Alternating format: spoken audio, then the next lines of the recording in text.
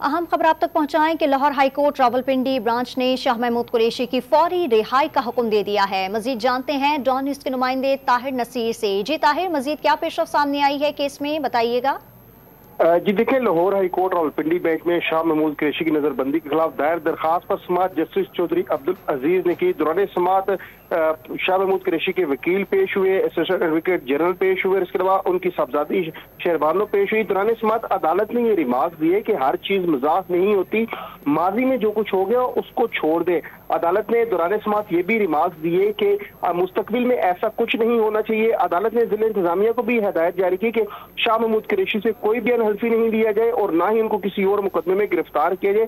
अदालत ने शाह महमूद कुरैशी को फौरी तौर पर रिहा करने का हुक्म दे दिया और उनकी जो नजरबंदी है उसको कलअदम करार दे दिया है। जी, Lahore high court Rawalpindi bench ने शाह महमूद कुरैशी की फौरी रिहाई का हुक्म दे दिया है। तफसीलात देते ताहिर नसीर, आपका बहुत शुक्रिया।